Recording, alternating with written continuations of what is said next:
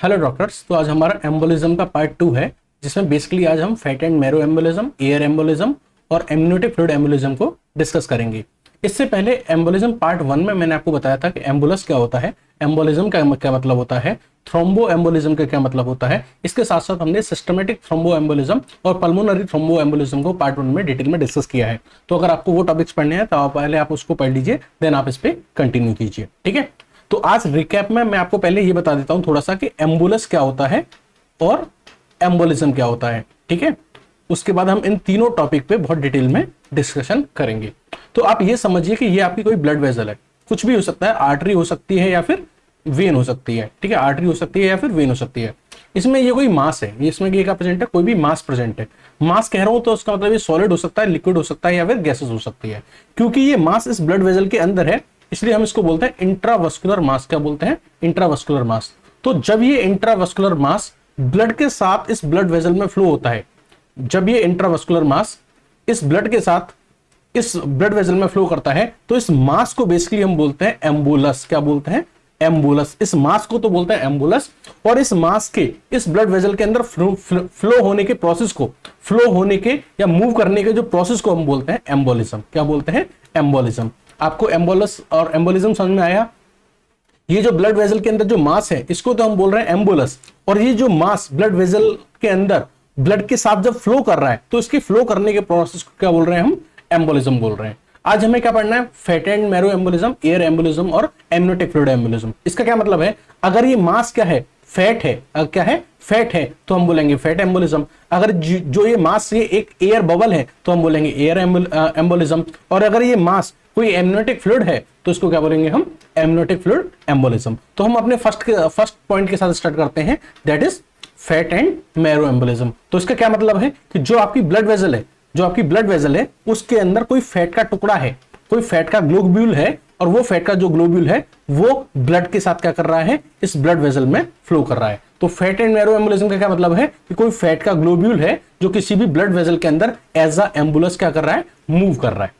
ठीक है, अब एक सवाल आता है कि जो फैट का जो ग्लोब्यूल है या जो फैट का ये जो मास है, ये इस ब्लड वेसल के अंदर कहां से आया?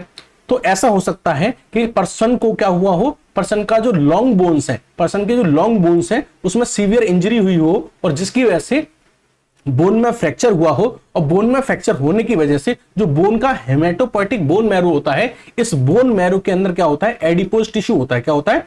एडिपोज टिश्यू होता है। तो लॉन्ग बोन में सीवियर इंजरी होने की वजह से, फ्रैक्चर होने की वजह से जो हेमेटोपोएटिक बोन मैरो है, उसके अंदर जो एडिपोज टिश्यू होता है, वो कभी कभी क्या आता है? उसके पास वाली जो ब्लड वेसल्स होती हैं उनके अंदर आ जाता है, क्योंकि ब्लड वेसल्स क्या कर जाती हैं? रप्चर कर जाती हैं। ठीक है, इतनी बात समझ में आ गई आपको? या फिर इसका दूसरा रीजन क्या हो सकता है कि कोई भी सॉफ्ट टिश्यू था, उसमें ट्रॉमा हुआ या कोई इंजरी हुई, या किसी बर्न की वजह से क्या हुआ कि जो एडजेसेंट ब्लड वेसल्स थी उनके अंदर क्या चला गया? फैट के ग्लोब्यूल्स चले गए। इसका एग्जांपल हम डिटेल में समझने के लिए ले लेते हैं कि कोई सीवियर स्केलेटल इंजरी हुई थी, जिसकी वजह से बोन में, लॉन्ग बोन में क्या हुआ था? फ्रैक्चर हुआ था। अब लॉन्ग बोन में फ्रैक्चर होने की वजह से जो बोन के अंदर, जो बोन मैरो के पास जो स्मॉल वेन्स थी या जो वस्कुलर साइनोड्स थे, वो क्या कर गए? रप्चर कर गए। उनके रप्चर करने की वजह से जो हेमेटोपोएटिक बोन मैरो था, उसमें जो एडिपोज टिश्यू था वो कहां चला गया? इन स्मॉल वेन्स में चला गया। और स्मॉल वेन्स में चला गया तो वीनस ड्रेनेज के थ्रू ये जो फैट था, जो एडिपोज टिश्यू था हेमेटोपोएटिक बोन मैरो का, वो कहां चला गया? राइट हार्ट साइड चला गया। आपको पता है कि आपका कोई भी बॉडी पार्ट हो, आपके सारे बॉडी ऑर्गन से ब्लड अल्टीमेटली कहां जाता है? राइट ऑरिकल में जाता है। आपको पता है ये आपका हार्ट है, इसमें 4 चैम्बर होते हैं, right auricle, left auricle, right ventricle और लेफ्ट वेंट्रिकल। तो आपके सारे बॉडी ऑर्गन से वेन्स के थ्रू जो ब्लड कहां जाता है? राइट ऑरिकल में जाता है। कहां जाता है? राइट ऑरिकल में जाता है। तो उसी तरीके से वीनस ड्रेनेज के थ्रू जो आपका ब्लड था, वो वेन्स के थ्रू इस एडिपोज टिश्यू को अपने साथ लेके कहां चला जाता है? राइट हार्ट साइड चला जाता है। राइट हार्ट साइड में वो राइट ऑरिकल में जाता है। राइट ऑरिकल से फिर ये कहां जाता है? राइट वेंट्रिकल में जाता है। और राइट वेंट्रिकल से फिर ये पल्मोनरी आर्टरी के थ्रू कहां जाता है? लंग्स में चला जाता है। तो कहां ट्रेवल कर जाता है? लंग्स में ट्रेवल कर जाता है। अब लंग में ट्रेवल करने के बाद या तो ये हो सकता है कि कोई भी सिम्टम शो ना करे, वहां जाके डिसॉल्व हो जाए, या फिर इसका साइज छोटा हो तो ये कोई सिम्टम शो ना करे, ऐसा हो सकता है। या फिर ऐसा हो सकता है कि ये सिम्टम शो करे, कुछ परेशानी शो करे। तो अगर ये कुछ सिम्टम शो करता है तो इसको हम बोलेंगे फैट एम्बोलिज्म सिंड्रोम। क्या बोलेंगे? Fat embolism syndrome. सीधा सीधा सिंपल भाषा में कहें तो लॉन्ग बोन में इंजरी हुई थी, फ्रैक्चर हुआ था, जिसकी वजह से वहां की जो बोन्स के पास की जो ब्लड वेजल्स थी वो रप्चर करी। उसके वजह से क्या हुआ कि वहां पे जो एडिपोज टिश्यू था, हेमेटोपोइटिक बोन मैरो का जो एडिपोज टिश्यू था वो उन ब्लड वेजल्स में चला गया या उस ब्लड में चला गया।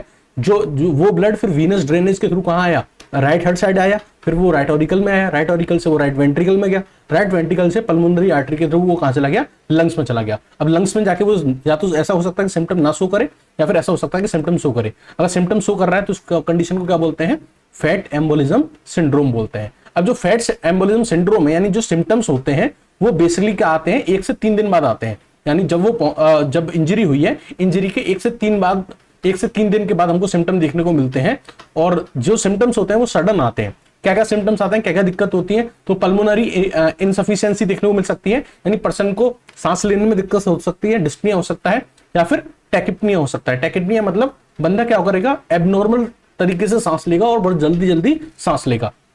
साथ ही साथ आपको पता है कि ये जो फैट का टुकड़ा है ये कहां भी गया था, हार्ट के अंदर भी गया था, तो हार्ट के अंदर भी प्रॉब्लम कर सकता है। ट्रैकीकार्डिया यानी कि increase in blood pressure cause कर सकता है, इरिटेबिलिटी कॉज कर सकता है, रेस्टलेसनेस कॉज कर सकता है। साथ ही साथ अगर मान लीजिए किसी भी तरीके से ब्रेन में चला जाए तो डेलीरियम या फिर कोमा की कंडीशन यानी डिल्यूजन या फिर कोमा की कंडीशन भी क्रिएट कर सकता है। साथ ही साथ क्या होता है कि जब किसी भी ब्लड वेजल के अंदर फैट के ग्लोब्यूल मूव करते हैं, तो ये मान लीजिए ब्लड वेसल थी, उसके अंदर ये फैट का ग्लोब्यूल था, तो जो फैट के ग्लोब्यूल्स होते हैं ये अपने से क्या करते हैं, प्लेटलेट्स को अटैच कर लेते हैं। यानी जो प्लेटलेट्स होती हैं वो बेसिकली आके क्या कर जाती हैं, इनसे अटैच कर जाती हैं।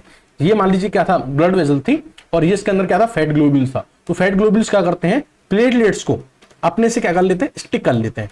जब प्लेटलेट्स इससे स्टिक कर लेंगे तो थ्रू आउट द बॉडी क्या देखने को मिलेगा, थ्रोम्बोसाइटोपिनिया मिलेगा, क्योंकि जो प्लेटलेट्स थी वो एक ही जगह जाके कलेक्ट हो गई, वो जो फैट ग्लोब्यूल्स थे उनसे जाके स्टिक कर गई। तो overall through out the body का तुम देखोगे तो थ्रोम्बोसाइटोपिनिया देखने को मिलेगा, क्योंकि जो प्लेटलेट्स हैं वो फैट ग्लोब्यूल के अंदर जाके चिपक चुकी हैं। ठीक है, और एनीमिया भी देखने को मिल सकता है।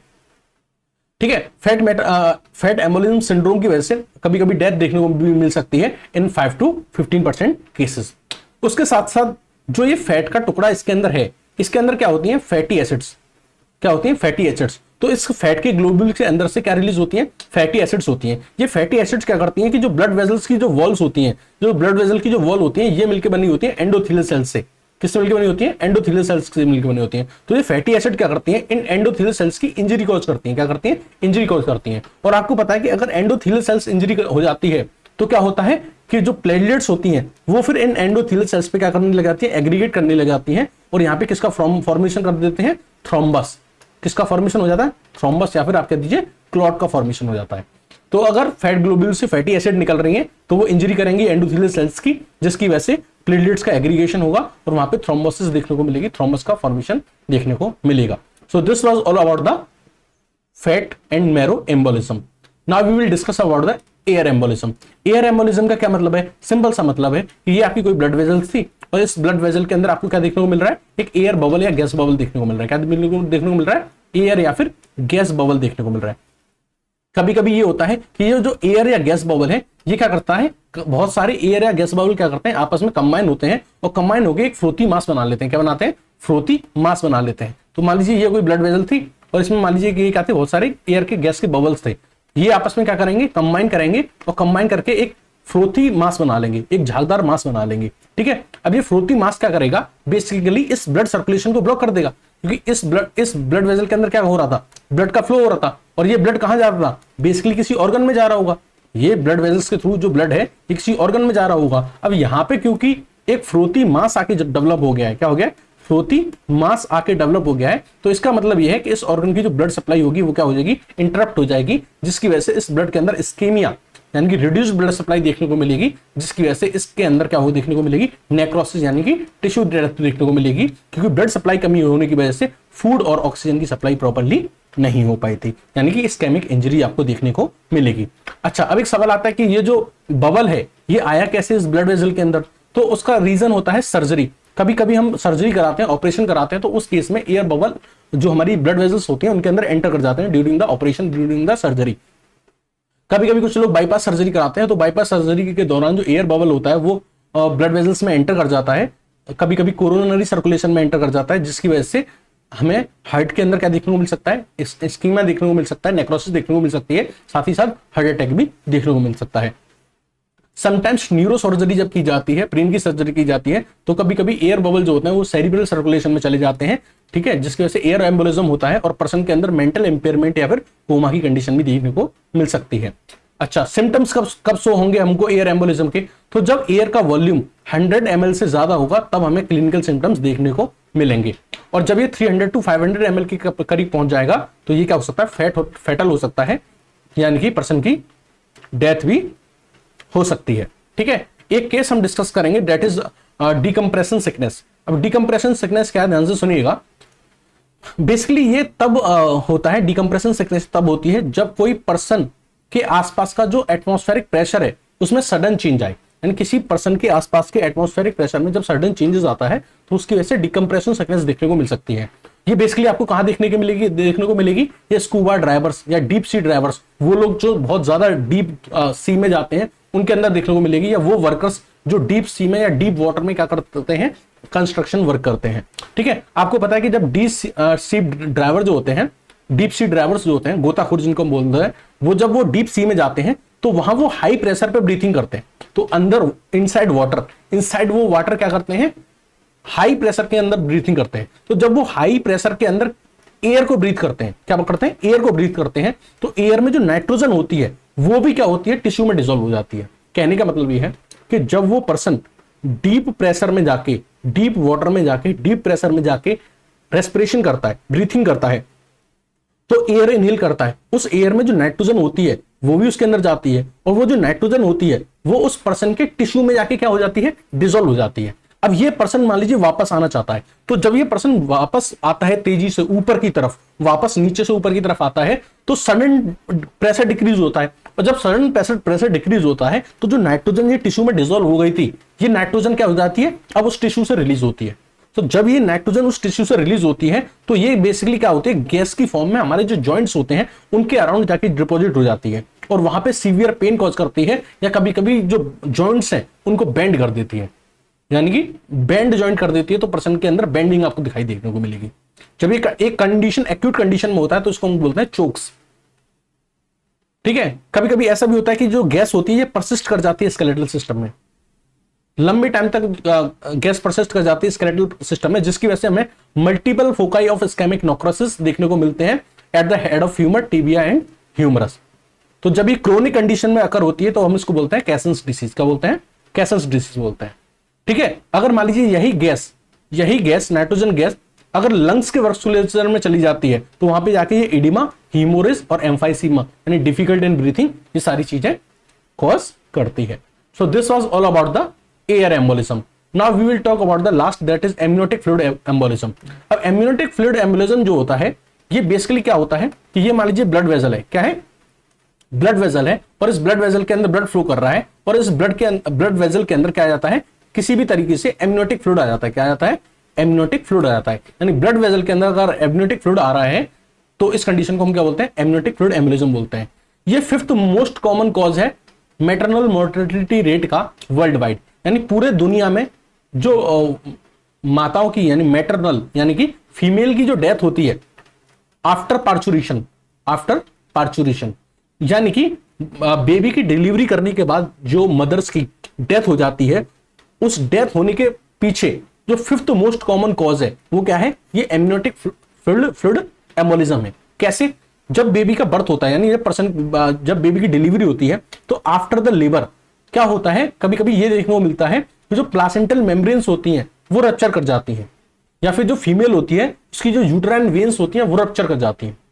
तो आफ्टर डिलीवरी प्लासेंटल मेम्ब्रेन के रप्चर करने की वजह से या यूट्राइन वेन के रप्चर करने की वजह से क्या होता है कि जो एमनियोटिक फ्लूइड होता है, वो एमनियोटिक फ्लूइड जो होता है वो एमनियोटिक टिश्यू के साथ मदर के सर्कुलेशन में, मदर के ब्लड सर्कुलेशन में एंटर कर जाता है। यानी हुआ क्या था कि डिलीवरी के बाद प्लासेंटल मेम्ब्रेन रप्चर करी थी या यूट्राइन वेन्स रप्चर करी थी, जिसकी वजह से जो बेबी का एमनियोटिक फ्लूइड था वो क्या कर जाता है, एमनियोटिक फ्लूइड था या जो फीटस का टिश्यू था वो किसके अंदर एंटर कर जाता है, मैटरनल सर्कुलेशन के अंदर एंटर कर जाता है, मदर के ब्लड वेसल्स के अंदर एंटर कर जाता है, जिसकी वजह से मदर के अंदर एमनियोटिक फ्लूइड एम्बोलिज्म देखने को मिलता है। अच्छा, मान लीजिए कि ये जो एमनियोटिक फ्लूइड था ये इस मदर के ब्लड सर्कुलेशन में चला गया, तो इससे क्या हो जाएगा, तो जब ये एमनियोटिक फ्लूइड मदर के सर्कुलेशन में चला जाता है, तो बेसिकली क्या होता है, ये जो एमनियोटिक फ्लूइड होता है इसमें बहुत ज्यादा हाई थ्रोम्बोप्लास्टिन एक्टिविटी होती है, यानी ब्लड को क्लॉट करने की टेंडेंसी बहुत ज्यादा होती है, क्योंकि ये क्या करता है, ये एक्टिवेशन कर देता है कोएगुलेशन फैक्टर का और हमारे component of innate immune system, इन सबको जाके क्या कर देता है, एक्टिवेट कर देता है। तो जब ये कोएगुलेशन फैक्टर को एक्टिवेट कर देगा तो उसकी वजह से क्या होगा कि बहुत सारे थ्रोम्बस का फॉर्मेशन देखने को मिलेगा इन द माइक्रो सर्कुलेशन, यानी कि जो हमारी स्मॉल ब्लड वेजल्स होंगी उनके अंदर भी हमें बहुत ज्यादा थ्रोम्बस का फॉर्मेशन देखने को मिलेगा, ब्लड क्लॉट्स का फॉर्मेशन देखने को मिलेगा, जिसकी वजह से जो कंडीशन अराइज होगी उसको हम बोलते हैं डिसेमिनेटेड इंट्रावस्कुलर कोएगुलेशन। तो एक तो ये प्रॉब्लम है कि जो एमनियोटिक फ्लूइड है इसकी थ्रोम्बोप्लास्टिन एक्टिविटी बहुत ज्यादा है, जिसकी वजह से क्या हो रहे हैं, जो माइक्रो सर्कुलेशन है उसमें बहुत ज्यादा थ्रोम्बस और ब्लड क्लॉट का फॉर्मेशन हो रहा है। साथ ही साथ ये जो एमनियोटिक फ्लूइड है ये बहुत सारे वैसो एक्टिव सब्सटेंसेस रिलीज करता है, बहुत सारे वैसो एक्टिव सब्सटेंस रिलीज करता है। अब जो वैसो एक्टिव सब्सटेंसेस हैं इनकी वजह से क्या प्रॉब्लम अराइज होती है, इनकी वजह से जो पर्सन है उसके अंदर कभी एक्यूट पल्मोनरी हाइपरटेंशन या फिर हार्ट फेलियर देखने को मिल सकता है, या फिर डिस्पनिया एंड हाइपोटेंशन यानी कि सांस लेने में दिक्कत हो सकती है, जिसको हम एक्यूट रेस्पिरेटरी डिस्ट्रेस सिंड्रोम भी कहते हैं। ठीक है, तो ये प्रॉब्लम अराइज हो सकती है एमनियोटिक फ्लूइड से। क्लिनिकल फीचर क्या है, कैसे आप पता करेंगे कि जो लेडी है उसको ये प्रॉब्लम है एमनियोटिक फ्लूइड एम्बोलिज्म की, तो जस्ट आफ्टर डिलीवरी, अगर डिलीवरी के जस्ट बाद अगर फीमेल के अंदर डिस्पनिया, साइक्नोसिस और न्यूरोलॉजिकल इंपेयरमेंट की प्रॉब्लम देखने को मिल रही है, तो हम ये सोच सकते हैं कि इस पर्सन को, इस लेडीज को एमनियोटिक फ्लूइड एम्बोलिज्म के चांसेस हैं। जब ये सीवियर हो जाता है तो इसे शॉक, कोमा या डेथ भी कॉज कर सकता है। ठीक है, और डेथ का रीजन जो हो सकता है वो एक्यूट रेस्पिरेटरी डिस्ट्रेस सिंड्रोम भी हो सकता है in the case of amniotic fluid embolism. So this was all about the fat and marrow embolism, air embolism and that is amniotic fluid embolism। ये लेक्चर आपको कैसा लगा कमेंट सेक्शन में बताइएगा। Thank you and have a nice day.